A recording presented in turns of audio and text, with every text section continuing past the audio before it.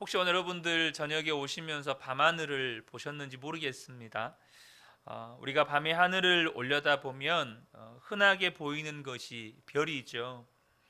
그런데 여러분들이 보는 그 별들 가운데 여러분들이 이름을 아는 별들이 얼마나 있으신가요? 우리나라에서 사계절 볼 수 있는 북두칠성, 또 카시오페아, 또 새벽 하늘에 볼 수 있는 밝게 빛나는 금성, 우리가 아는 사실 별들은 몇 개 되지 않습니다. 그래서 우리가 실제로 우리가 이름을 아는 별보다 이름을 알지 못하는 별들이 훨씬 많죠. 사실 저는 오늘 본문을 읽으면서 이것이 우리 성도님들의 인생이 아닌가라는 생각이 들었습니다. 우리가 예수를 믿으면서 우리가 역사에 위대한 족적을 남기는 것까지 바라지는 않지만, 그래도 많은 사람들에게 선한 영향력을 주는 삶을 살고 싶고, 또 성경의 위대한 믿음의 사람들처럼 또 이름을 남기고 싶고, 그런 우리 안에 어떤 영적인 소원들이 있지 않겠습니까? 하지만 실상 대부분의 그리스도인들의 삶을 보면 이름도 없이 빛도 없이 그렇게 인생을 살다가 주님 품에 안기는 성도님들이 대부분입니다. 여러분, 한국교회 그리스도인들 가운데 여러분들이 이름을 아는 분이 얼마나 계신가요? 아마 이름을 모르는 그리스도인들이 대부분 아니겠습니까? 그러면 그렇게 우리가 이름도 없이 빛도 없이 살다가 주님 품에 안기면 그 인생들은 무의미하고 가치 없는 인생이 되는 것입니까? 그렇지 않죠. 밤하늘의 별들의 이름을 우리가 다 알지 못하지만 그 별들은 분명히 빛을 내면서 밤하늘을 밝힙니다. 그래서 그 밤하늘의 별들 때문에 누군가는 꿈을 꾸기도 하고, 누군가는 바다나 광야를 건너기도 하고, 누군가는 자신이 나아가야 할 방향을 알게 되기도 하죠. 본문에는 바울의 2차 전도 여행 가운데 데살로니가 전도와 베레아 전도를 기록하고 있는데, 오늘 그 베레아 성도들과 이 데살로니가 교회 성도들의 행적을, 그들에 대한 기록을 짤막하게나마 엿볼 수 있는 본문입니다. 그런데 이 데살로니가 교회 성도들에 대한 기록, 그리고 또 베레아 성도들에 대한 기록은 오늘 본문을 제외하면 사실 성경에서 찾아보기가 어렵습니다. 물론 데살로니가 전후서가 데살로니가 교회에 보내는 편지이기는 하지만, 당장 이 데살로니가 교회의 성도들 가운데 오늘 야손이라고 하는 인물이 기록이 되어 있는데요, 아마 이 야손이라는 이름이 많은 분들이 생소하실 것입니다. 그리고 이 야손이라고 하는 인물에 대한 기록도 사실 본문 외에는 기록이 없습니다. 베레아 성도들은 말할 것도 없고요, 베레아 교회 성도들은 아예 이름조차 거론된 사람이 단 한 사람도 없습니다. 그런데 그들의 이름도 기록되어 있지 않지만 성경은 그들의 믿음은 기록하고 있습니다. 무엇을 의미하는 걸까요? 비록 그들이 많은 사람들에게 알려지지 않은 무명한 자들이었지만 하나님은 그들을 알고 계시고 하나님은 그들의 믿음을 인정하신다는 것입니다. 베레아 성도들 어느 누구도 이름이 나와 있지 않아요. 이름이 기록되어 있지 않아요. 하지만 그들의 믿음은 기록이 되어 있어요. 데살로니가 교회 성도들도 야손과 그 형제들이라고만 기록이 되어 있는데요, 그들의 이름이 알려지지 않았지만 성경은 그들의 믿음은 기록하고 있다는 것입니다. 그래서 저는 오늘 이 본문을 통해서 정말로 이름은 없지만 빛나는 인생을 산 성도들의 삶을 잠깐 살펴보고자 합니다. 먼저 이 데살로니가 교회 성도들인 야손과 그 형제들을 좀 살펴보려고 하는데요, 그들의 삶을 한 문장으로 요약한다면 그들의 삶은 교회를 세우고 그리스도를 위하여 고난받는 삶이었습니다. 본문 5절 6절을 보겠습니다. 그러나 유대인들이 시기하여 저자의 어떤 불량한 사람들을 데리고 때를 지어 성을 소동하게 하여 야손의 집에 침입하여 그들을 백성에게 끌어내려고 찾았으나, 여기서 그들은 바울과 실라를 말하는 거죠. 발견하지 못함에 야손과 및 형제들을 끌고 읍장들 앞에 가서라고 기록하고 있죠. 9절을 보면 야손과 그 나머지 사람들에게 보석금을 받고 놓아주니라. 그러니까 야손과 그 형제들이 감옥에 갇혔다가 보석금을 주고 풀려난 사건을 기록을 하고 있습니다. 바울이 복음을 전하는 전략은 항상 똑같습니다. 본문에서도 사실 바울이 관례대로라고 그렇게 지금 소개하고 있죠. 언제나 어떤 도시에 들어가면 유대인의 회당이 있는지를 보고 그 유대인의 회당에 들어가서 복음을 전하는 것이었습니다. 그 이유는 유대인들은 기본적으로 구약 성경에 대한 기본 지식과 또 신앙을 가지고 있었기 때문이죠. 그래서 바울은 복음을 전할 때 언제나 구약에서 시작했습니다. 구약에서 시작해서 구약에서 예언된 메시아가 예수 그리스도이신 것을 이들에게 전했어요.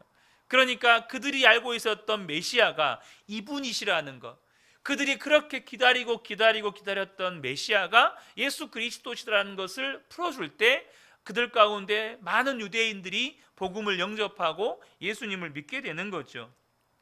그리고 이 유대인의 회당에는 유대인들만 있는 것이 아니고 이방인들 가운데에서도 참여한 자들이 있었기 때문에 그들 중에서 또한 복음을 받아들이고 예수를 믿는 자들이 생겨나는 겁니다. 오늘 본문에도 헬라의 귀부인들이라고 소개가 되어 있는 무리들이 있죠. 이방인들도 복음을 듣고 영접하게 되는 것이죠. 그런데 이 바울이 데살로니가에서 복음을 전할 때 그 복음을 영접한 인물 가운데 한 사람이 야손이라는 인물입니다. 여기서 지금 야손과 그 형제들이라고 기록하고 있는데요. 여기서 말하는 그 형제들은 빌립보 전도에서 루디아와 그 집안 사람들처럼 그 집안의 가족들 혹은 그 집안에 속한 사람들을 의미하는 게 아니고요, 예수를 믿은 성도들이라는 의미를 가지고 있습니다. 그런데 야손이 단순히 예수님만 믿고 예수님을 영접하고 믿은 것으로 끝나지 않고 예수님을 믿은 후에 자신의 집을 바울과 실라에게 내어줍니다. 이 야손의 집은 빌립보의 루디아의 집과 똑같습니다. 루디아의 집이 빌립보 교회가 되죠. 바울과 실라가 빌립보에서 복음을 전할 때 이 복음을 영접한 루디아가 자신의 집을 바울과 실라에게 내어주고 그 집안 모든 사람들이 예수님을 믿고 세례받으면서 그곳에 빌립보 교회가 시작이 됩니다. 마찬가지로 야손도 복음을 받아들이고 예수 믿고 그리고 자신의 집을 내어주고 그 집에서 데살로니가 교회가 가정교회로 시작이 됩니다. 그러니까 루디아나 야손이나 하나님의 교회를 세우는 귀한 일꾼으로 쓰임받고 또 하나님의 교회를 세워가는 일에 헌신된 자가 된다는 것이죠. 그런데 그렇게 예수님을 믿고 또 심지어 하나님의 교회, 주님의 몸된 교회를 세우는데 자신의 집을 내어주는 일이 여러분 보통 일입니까? 그 집을 내어주는 헌신을 했는데 야손이 겪은 일은 뭐냐면 이 바울과 실라를 질투한 유대인들이 바울과 실라를 잡으려고 야손의 집으로 쳐들어왔어요. 근데 이제 이 야손과 그 형제들이 바울과 실라를 얼른 빼돌렸죠. 없으니까 이 사람들이 어떻게 합니까? 야손과 그 형제들을 잡아가는 거예요. 그리고 그곳에 있는 로마 관리들에게 고발해 버리는 겁니다. 고발한 명목은 똑같이 아까 말성경에서 읽었던 것처럼 로마 황제를 임금으로 섬기지 않고 예수라는 임금을 섬긴다, 이런 식으로 무고를 해서 고발을 하는 거죠. 그런데 여러분 보세요. 야손이라고 하는 인물이 예수를 믿고 그가 겪은 일은 자신의 집을 내어주고 주님의 몸된 교회를 세우는 일에 일꾼으로 쓰임받다가 그리고 이 유대인들에 의해서 끌려가서 감옥에 갇히게 된 일밖에 없습니다. 그러니까 예수를 믿고 이 사람이 뭔가 그것 때문에 유명세를 탔다거나 혹은 예수를 믿고 그 지역에 엄청난 영향력을 갖게 되었다거나, 혹은 예수를 믿고 그 사람이 엄청나게 돈을 많이 벌었다거나 사람들로부터 칭송과 존경을 받게 되었거나 이런 일은 없었습니다. 그냥 더 많은 수고를 했고 전혀 예상치 못한 고난을 받았습니다. 사랑하는 성도 여러분, 저와 여러분이 고난에 대해서 분명히 아셔야 할 것이 하나 있습니다. 예수를 믿는 것 때문에, 성도가 예수님을 믿는 것 때문에 고난을 받는다는 것은 하나님께서 그 믿음을 인정해 주셨다라는 의미가 있습니다. 하나님께서 그 성도의 믿음을 인정해 주셨다. 여기서 말하는 고난은 나의 욕심 때문에 혹은 내가 죄 지은 것 때문에 받는 고난을 말하는 게 아닙니다. 예수를 믿는 것 때문에 내가 누군가에게 험담을 당하고, 예수를 믿는 것 때문에 누군가로부터 외면당하고, 내가 예수를 믿는 그 신앙을 지키는 것 때문에 재정적인 손해를 보고, 내가 예수를 믿는 것 때문에 누군가로부터 미움을 받고, 내가 예수님을 믿는 것 때문에 사회에서 혹은 직장에서 인정받지 못하고, 그런 것을 의미하는 거예요. 예수님께서 제자들에게 산상수훈의 말씀을 하실 때 이런 말씀을 하셨습니다. 마태복음 5장 10절에서 12절인데요. 의를 위하여 박해를 받는 자는 복이 있나니 천국이 그들의 것임이라. 나로 말미암아 너희를 욕하고 박해하고 거짓으로 너희를 거슬러 모든 악한 말을 할 때에는 너희가 복이 있나니 기뻐하고 즐거워하라. 하늘에서 너희의 상이 큼이라. 너희 전에 있던 선지자들도 이같이 박해하였느니라. 예수님께서 제자들에게 이 말씀을 해주셨어요. 예수님의 이름 때문에, 예수님을 믿는 것 때문에 세상에서 미움받고 손해당하고 또 사람들로부터 손가락질 당하고 이러한 어려움을 겪을 때 예수님께서 기뻐하고 즐거워하라는 거예요. 너희의 믿음을 하나님이 인정하신 증거다. 너희의 믿음을 하나님이 기뻐하시는 증거다. 여러분, 고난은 아무나 받는 거 아닙니다. 예수 믿는다고 하는 사람들이 다 고난받는 거 아니에요. 여러분, 예수 믿는 사람들이요 다 고난받는 거 절대 아닙니다. 진짜 예수 믿는 사람만 고난받습니다. 제 삶에는 고난이 정말 많았는데요, 여러분, 그게 고생인지 고난인지 구분하셔야 합니다. 내 욕심 때문에 혹은 내가 하나님 앞에 범죄한 것 때문에 우리가 고난이라고 생각하지만 그 고생일 수 있습니다.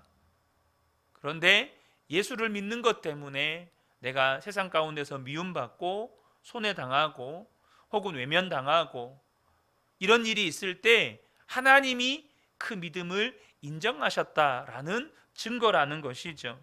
그래서 초대교회 성도들은 고난받을 때 기뻐했습니다. 사도행전 5장 40절 41절에 보면 그들이 옳게 여겨 사도들을 불러들여 채찍질하며, 여기서 옳게 여겼다는 말은 잘 아시는 것처럼 그들이 이제 베드로와 사도들을 붙잡아 놓고 이 사람들을 핍박하냐 마냐 할 때 이 대제사장들의 의견이 이게 진짜면 우리가 하나님을 대적하는 것이고 이게 가짜면 스스로 무너질 거니까 여기서 더 이상 하지 말자, 이 말을 옳게 여겼다는 의미입니다. 어쨌든 그들이 이 베드로와 사도들을 채찍질하고 예수의 이름으로 말하는 것을 금하게 놓았습니다. 그때 매맞은 채찍질을 당한 이 사도들의 반응이 뭡니까? 그 이름을 위하여 능욕받는 일에 합당한 자로 여기심을 기뻐하면서 공의 앞을 떠나니라. 여러분, 지금 그 이름을 위하여 능욕받는 일에 합당한 자로 여기심을 기뻐했다. 이 말이 뭐죠? 이미 제자들은 예수님을 한번 배신해 본 경험이 있습니다. 믿음을 지키지 못했던 경험이 있어요. 로마 군사들이 두려워서, 대제사장들의 무리가 두려워서 도망쳤던 기억이 있습니다. 그때 당시 그들은 그게 너무 부끄러웠습니다. 그런데 드디어 그들이 예수님 때문에 매를 맞는 겁니다. 드디어 그들이 예수님 때문에 공회에 끌려가서 핍박받는 겁니다. 그들 안에는요 기쁨이 있었습니다. 아, 예수님이 내 믿음 인정해 주시는구나. 예수님이 나를 인정해 주시는구나. 사랑하는 성도 여러분, 저와 여러분 안에 이 믿음이 있기를 축복합니다. 예수님을 믿는 것 때문에 우리가 세상에서 당하는 다양한 모양의 어려움들, 여러분 그 각오하셔야 합니다. 만약에 그게 두렵다면 예수님을 안 믿으시면 돼요. 예수님을 안 믿으면 됩니다. 그런데 예수님을 진짜 믿는다면 하나님께서, 우리 주 예수님께서 우리의 믿음을 인정하신다는 증거로 우리로 고난받게 하세요. 여러분, 예수를 믿는 것 때문에 야손이 이런 억울한 일을 당했습니다. 지금 데살로니가에 와서 여러분 보시면 바울이 오랫동안 머문 게 아닙니다.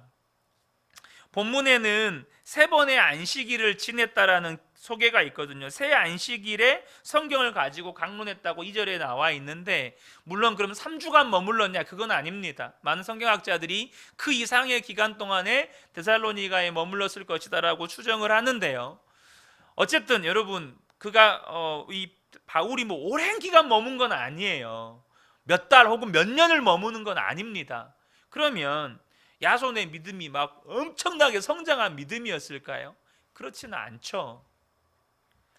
예수 믿은 지 얼마 안 됐어요. 예수 믿은 지 얼마 안 됐는데 예수 믿은 것 때문에 감옥에 끌려가서 감옥에 교도소에 수감이 됐어요. 예수 믿은 것 때문에. 여러분, 예수 믿은 지 한 6개월 됐는데 예수 믿은 것 때문에 여러분들이 교도소에 또 교회 나갔냐? 감옥 수감, 징역 1년 막 이렇게 된다고 한번 가정을 해보세요. 여러분, 야손이요, 바울과 신라를 원망할 만하지 않습니까? 내가 당신들이 전해준 예수님 믿은 것 때문에 이렇게 억울하게 나라의 반역을 일으킨다고, 로마 황제가 아니고 예수라는 임금을 믿는다고, 섬긴다고, 새로운 임금을 섬긴다고 누명 쓰고 내가 감옥 갔습니다. 교도소 갔습니다. 내가 이 교도소에서 나오려고 또 보석금으로 낸 돈이 얼마인지는 아십니까? 나는 당신들에게 집까지 내어주는 선행을 베풀었는데 내가 왜 당신들 때문에 이런 수모를 당해야 됩니까? 나 이제 예수 안 믿을랍니다. 당신들 우리 집에서 방 빼세요. 여러분, 이러지 않겠습니까? 너무 비현실적인 말로 들리십니까?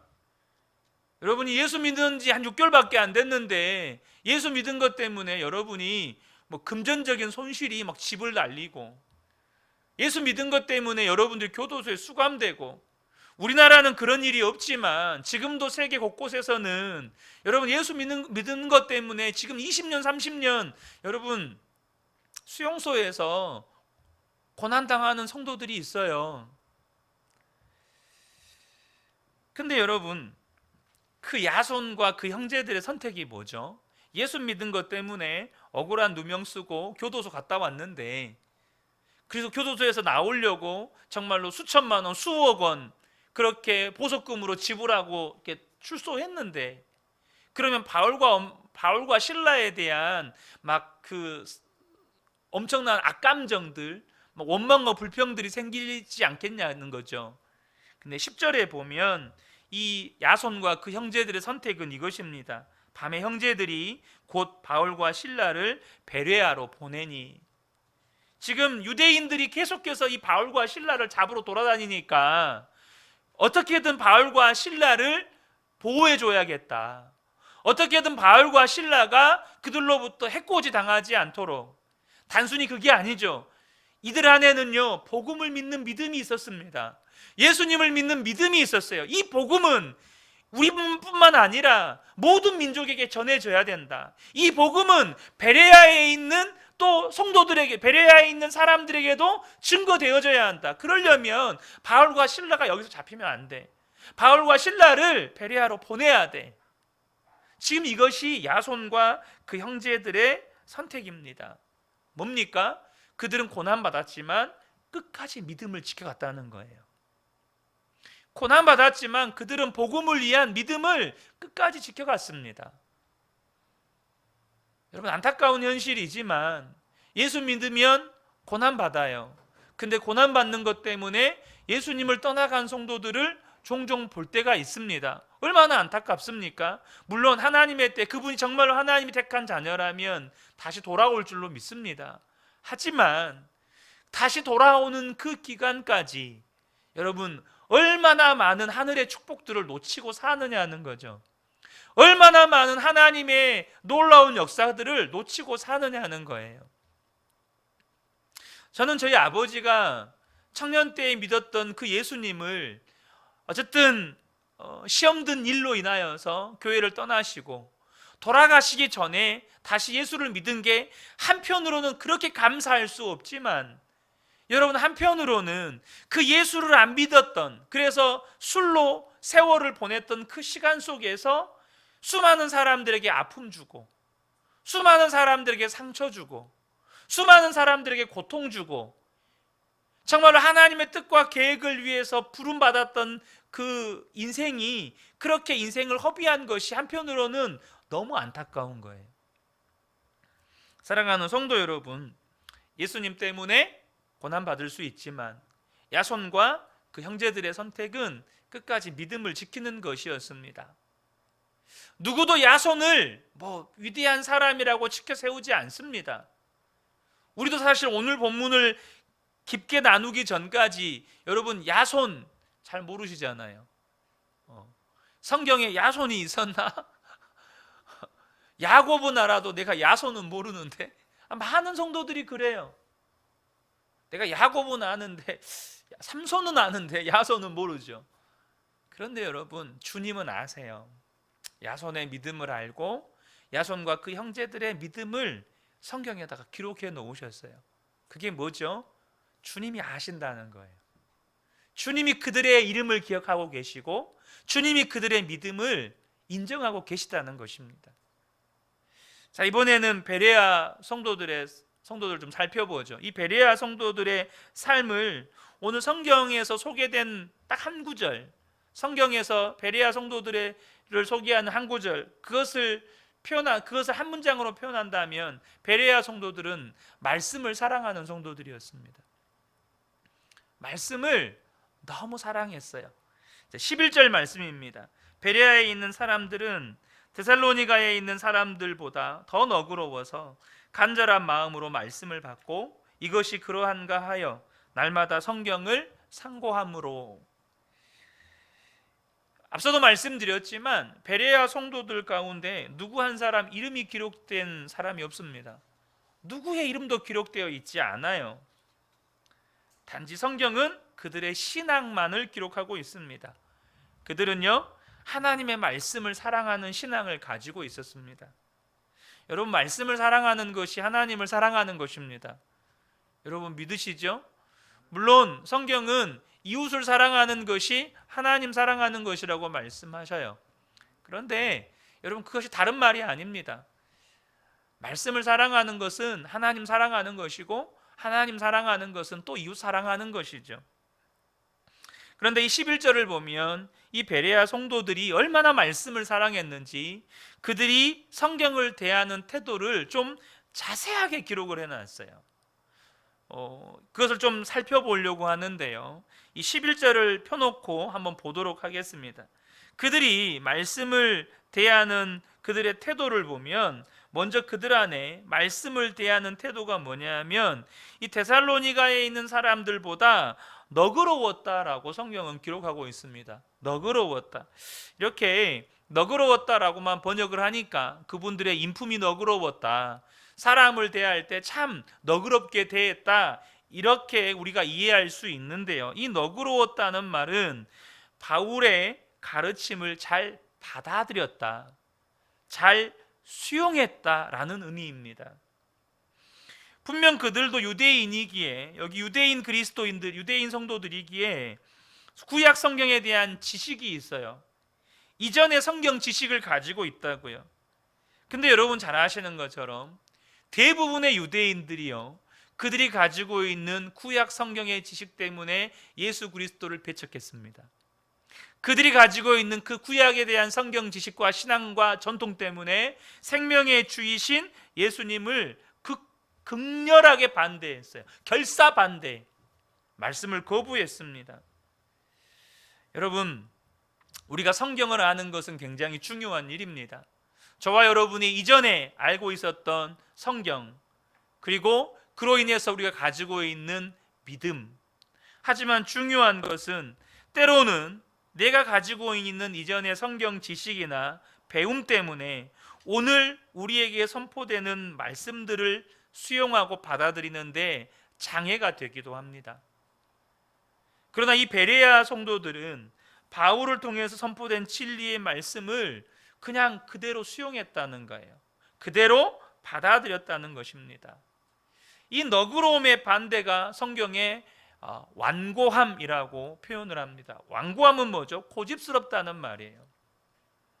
히브리서 3장 15절에 보면 성경에 일렀으되 오늘 너희가 그의 음성을 듣거든 경노하시게 하던 것 같이 너희 마음을 완고하게 하지 말라.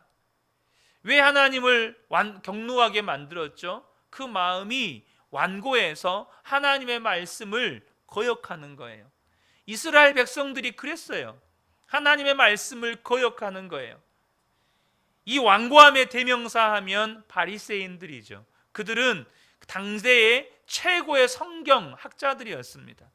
당대의 최고의 성경을 잘 알고 있는 사람들이었어요.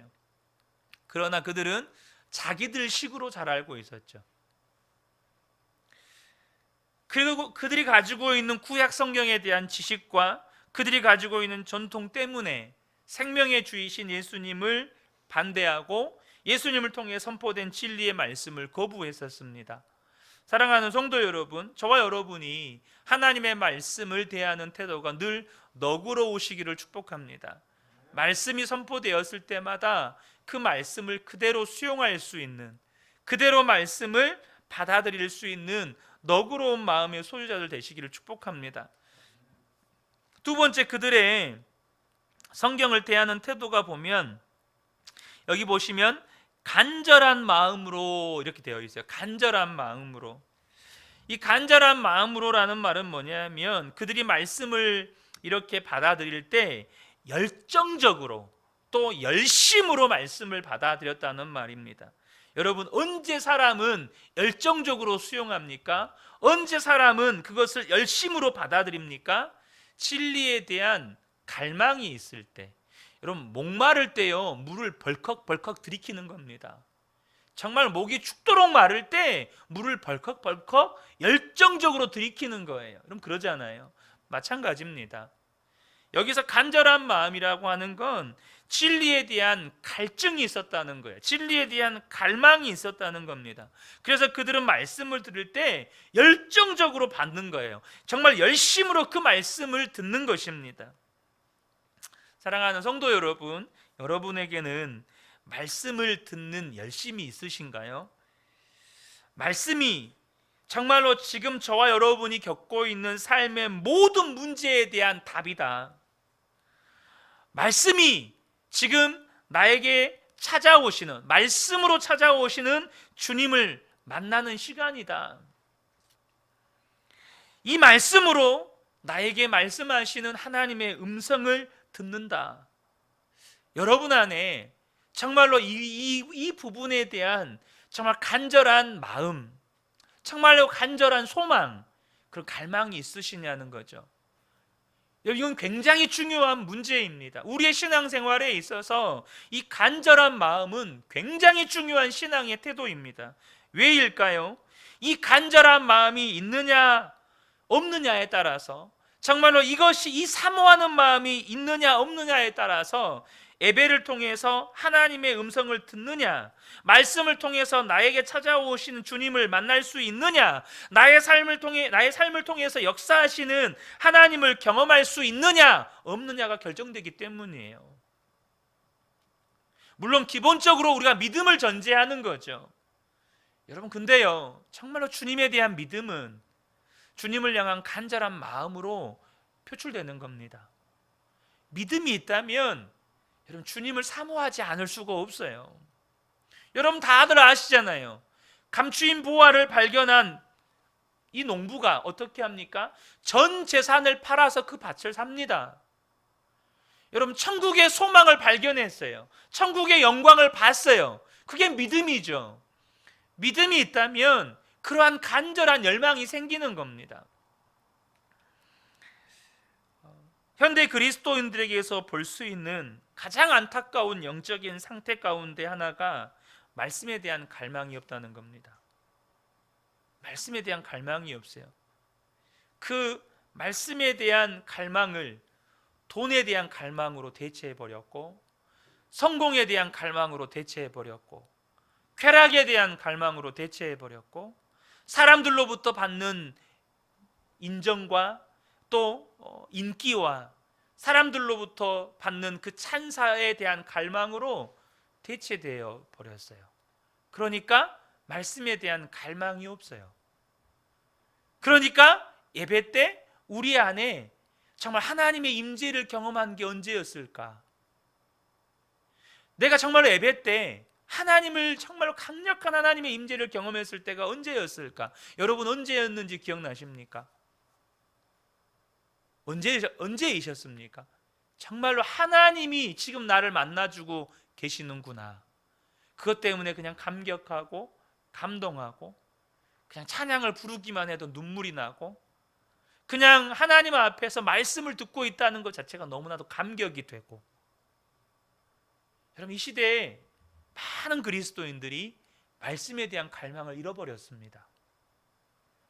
누가복음 13장 34절에 예수님께서 예루살렘을 향해서 이렇게 말씀하시죠. 예루살렘아 예루살렘아, 선지자들을 죽이고 내게 파송된 자들을 돌로 치는 자여, 암탉이 제 새끼를 날개 아래에 모음과 같이 내가 너희의 자녀를 모으려 한 일이 몇 번이냐. 그러나 너희가 원하지 아니하였도다. 이 시대 많은 성도들이요, 원하지 않아요. 예수님이 내 마음의 주인 되는 거 원하지 않습니다. 그리고 내가 원하는 거 하고 살기를 원해요. 예수님을 주님이라고 고백하지만, 예수님을 믿는다고 고백하지만 실상 정말로 예수님을 주님으로 모시고 사느냐의 문제에 있어서만큼은 아직 내 마음대로 하고 싶은 영역들이 있어요. 주님, 이 젊음 내가 충분히 좀 누리고 싶은데요. 주님, 내가 이것만큼은 내가 좀 내 마음대로 하고 싶은데요. 마치 십자군 전쟁 때 이 십자군 전쟁에 참여했던 기사들이 세례를 받고 십자군 전쟁에 출전을 해요.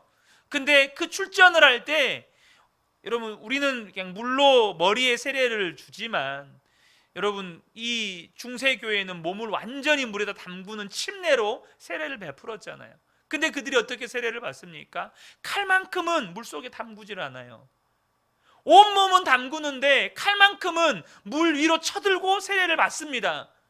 왜요? 이 칼만큼은 내 마음대로 휘두르고 싶다는 거예요. 이 칼만큼은 내 마음대로 하고 싶다는 거예요. 그래서 그렇게 마음대로 휘두르면서 여러분, 무슬림들이 사는 그 마을에 어린아이들부터 정말로 짐승까지 다 학살해버리죠. 마녀 사냥을 하는 겁니다. 예루살렘 성전을 회복한다는 명목 아래 수많은 이방인들을 학살해버려요. 극단적인 예일 수 있지만 영적으로 보면 전혀 다르지가 않습니다. 내가 예수님을 주님으로 고백하지만 예수님 정말로 내 삶의 주인 되어서 내 삶을 주님이 사용하시는 대로, 주님이 원하는 대로 쓰는 건 부담스러운 거예요. 그러니까 우리 안에 말씀에 대한 갈망은 고사하고 그 말씀에 대한 갈망이 돈에 대한 갈망으로, 성공에 대한 갈망으로, 혹은 권력에 대한 갈망으로 대체되어 있는 거죠. 우리 모든 성도님들 안에 주님을 향한, 말씀을 향한 간절한 마음이 회복되시기를 축복합니다. 다시 한번 세 번째를 보면요, 세 번째에 보면 그들이 말씀을 대하는 태도가 뭐냐면 이것이 그러한가 하여 라는 태도입니다. 이것이 그러한가 하여. 이 말은 무슨 말이냐면 그들은 절대적인 진리를 찾고 있었다는 겁니다. 다시 말하면 그들은 말씀을 들을 때, 또 말씀을 읽을 때 하나님께 질문했다는 거예요. 주님, 정말로 그렇습니까? 이것은 의심 때문에 하는 질문이 아니고요, 진리를 찾는데 그 진리가 무엇인지 모르기 때문에 그 진리를 알고 싶고 진리를 찾고 싶어서 말씀을 대하는 그들의 태도가 이랬다는 거예요. 주님, 정말로 그렇습니까? 이것은 무슨 뜻입니까, 주님?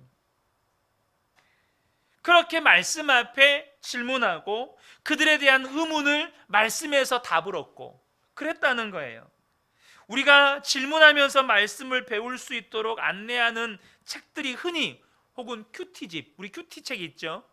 큐티책이나 혹은 제자훈련 성경공부 교재들이 그런 구성으로 되어 있어요. 말씀에 대해서 질문하고 그 질문에 대한 답을 말씀에서 찾고 그렇게 되어 있죠.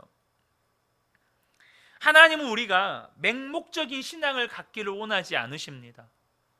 제가 몇 주 전에 요한복음 강해의 말씀을 나눌 때 질문해 본 일이 없는 사람은 그릇된 맹신을 가질 수 있다, 이런 말씀을 드린 적이 있어요. 질문해 본 일이 없어요. 질문해 본 일이. 그러니까 그 대표적인 사례가 IS나 탈레반과 같은 이런 극단주의자들이죠. 하나님은 우리가 맹신자가 되기를 원하지 않습니다. 하나님은 우리가요, 참된 진리를 알고 그 진리 안에서 자유하기를 원하십니다. 로마서 8장 32절에 진리가 너희를 자유롭게 하리라라고 말씀하시죠. 근데 그 진리 안에서 우리가 자유하려면 어떻게 해야 되죠? 진리를 알지니. 진리를 알아야 진리 안에서 자유로워지는 겁니다. 그래서 이 베레아 성도들은 말씀을 들으면서 안 믿어서, 믿기 싫어서, 의심하면서 그냥 질문하는 게 아니라 진리를 알고 싶어서, 내가 모르니까 주님, 이것은 무슨 뜻입니까? 주님, 이게 말씀하신 그대로가 맞습니까? 주님 앞에 묻는 거예요. 그리고 말씀에서 답을 얻는 거죠. 우리 모든 성도님들이 말씀 앞에서 질문하세요. 주님 기뻐하십니다. 여러분, 좋은 선생님은 질문하는 걸 좋아합니다. 안 좋은 선생님은요, 질문하는 걸 싫어해요. 안 좋은 선생님들은 야, 그냥 듣는 대로 외워, 그냥 배운 대로 외워, 이렇게 하죠. 근데요, 좋은 선생님은 질문하는 걸 좋아합니다. 질문에 대해 설명해 줘요. 성령님은 최고의 선생님이십니다. 우리가 질문하면 말씀에서 답을 주세요. 여러분, 말씀을 들을 때요, 질문하세요. 주님, 말씀은 이런데 내 삶에서는 왜 이 말씀이 도대체 적용이 안 되는 거죠? 질문하세요. 여러분, 여러분에게 하나님이 믿음 없다고 말하지 않으세요. 믿음 없다고 야단치지 않으십니다. 자, 마지막으로 그들의 말씀을 대하는 태도가 날마다 성경을 상고했다는 거예요. 그러니까 그들은 그 모든 것을 받아들이지만 반드시 성경을 통해서 검토했다는 겁니다. 바울이 전한 복음을 그들이 들었을 때 수용해요. 하지만 또 성경을 펴서 바울이 전한 복음과 이 구약 성경을 대치해 보는 거예요. 서로 비교해 보는 거예요. 이것은 굉장히 중요한 신앙의 태도입니다. 특별히 우리는 지금 너무나도 많은 설교, 신앙서적, 신앙 강의들을 듣는 홍수 시대에 살아요. 그럴수록 성경을 펼치셔야 합니다. 여러분, 많은 분들이 정말 탁월한 설교자들, 또 탁월한 이런 강사들 많죠. 하지만 여러분, 최고의 교사는 성경이십니다. 여러분, 이거 아셔야 돼요. 그래서 내가 보고 듣고 또 내가 경험한 그것이 성경이 지지하는 내용인지, 여러분, 하나님의 참된 메시지를 전달하는 설교자나 교사는 절대 하나님의 말씀과 모순되거나 동떨어진 내용이나 해석을 전달하지 않습니다. 그러나 저와 여러분이 그것이 정말로 성경과 맞는지는 여러분 스스로 검증하셔야 돼요. 때로는 성경이 잘 이해되지 않을 수 있죠. 그때는 여러분, 성령님께 구하세요. 성령님께서 생각나게 하시고 성령님께서 깨우쳐 주십니다. 얼마 전에 우리 여자 성도님들이 다 성경 일독을 하셨다는 이야기를 제가 들었습니다. 그래서 연말에 우리 일독하신 성도님들한테 선물 드려야겠다, 제가 이 생각을 하고 있어요. 제가 광고를 안 하고 그때 가서 여자 성도님들만 딱 드려버리면 광고도 안 하고 선물 준다고 또 괜히 안 하시는 분들이, 서운해하실 분들이 계실까봐 아직 시간 남았으니까 열심히 읽으셔서 연말에 다들 선물 받으시기 바랍니다. 여러분 너무 잘하시는 겁니다. 성경은 매일 읽으셔야 합니다. 단 한 장을 읽더라도 여러분 매일 읽으셔야 돼요. 여러분 베레아 성도들에 대한 성경의 소개는 이것이 전부입니다. 그들이 어떤 위대한 업적을 남겼고 그들이 어떤 위대한 역사를 했고 그거 없어요. 한 문장으로 요약하면 그들은 성경을 사랑했다입니다. 성경을 사랑했다. 사랑하는 성도 여러분, 저와 여러분의 삶에 위대한 역사가 나타나지 않아도 괜찮습니다. 저와 여러분의 이름이 많은 사람들에게 알려지지 않아도 괜찮아요. 하나님이 아시면 돼요. 하나님이 인정하시면 되는 겁니다. 어쩌면 그 은혜 교회 성도님들 대부분이 이 데살로니가 교회의 야손과 그 형제들처럼 또 베레아의 성도들처럼 이름도 없이 빛도 없이 무명한 자로 인생을 살게 될지도 모르겠습니다. 그럼에도 불구하고 우리가 밤하늘의 별들의 이름을 대부분 모르는 것처럼 몰라요. 하지만 빛은 납니다. 여러분 빛은 나요.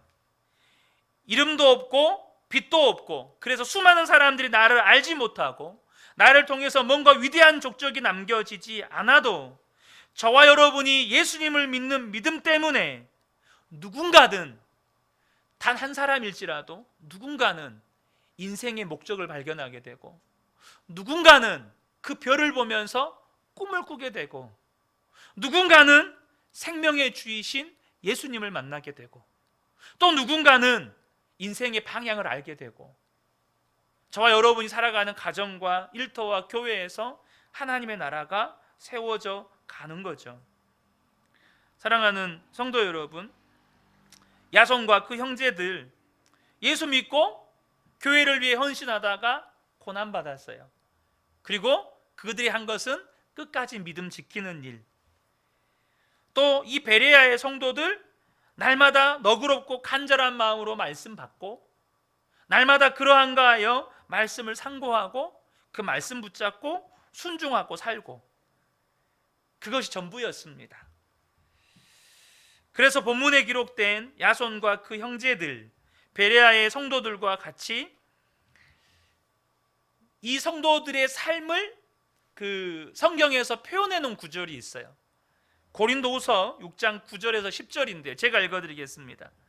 무명한 자 같으나 유명한 자여 죽은 자 같으나 보라 우리가 살아있고 징계를 받은 자 같으나 죽임을 당하지 아니하고 근심하는 자 같으나 항상 기뻐하고 가난한 자 같으나 많은 사람을 부요하게 하고 아무것도 없는 자 같으나 모든 것을 가진 자로다. 여러분 동의하십니까? 무명한 자 같으나 하나님께는 너무 유명해요. 하나님은 다 아세요. 아무것도 없는 것 같지만 모든 것을 가지고 있죠. 여러분 별은요 언제 빛납니까? 하늘에 떠 있기만 하면 빛납니다. 무슨 말인지 아시죠? 하늘에 떠 있기만 하면 빛이 나요. 근데 별이요 빛을 못 낼 때가 있어요. 언제죠? 별똥별이 되면 빛을 잃어버립니다. 있어야 할 자리에 있지 아니하고 그 있어야 할 자리에서 떨어져 버리면 빛을 잃어버려요. 성도는 다 별입니다. 언제 빛을 냅니까?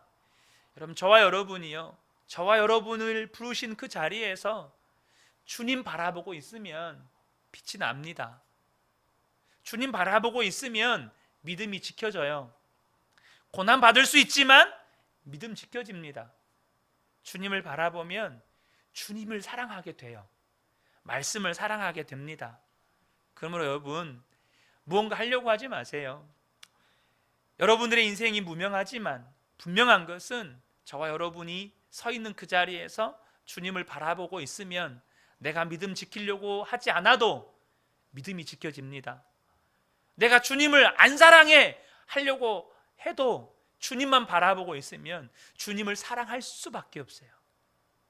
저는 이 밤에 우리 모든 성도님들이 비록 우리가 이 땅에서 무명한 자로 살아가지만 반드시 하나님은 기억하시고 하나님은 인정하시는 하나님께는 유명한 자, 우리가 아무것도 없는 것 같지만 여러분 오히려 있는 자들을 여러분 부끄럽게 만드는 모든 것을 가진 자로 살아가시는 우리 모든 성도님들 되시기를 주님의 이름으로 축복합니다. 아멘.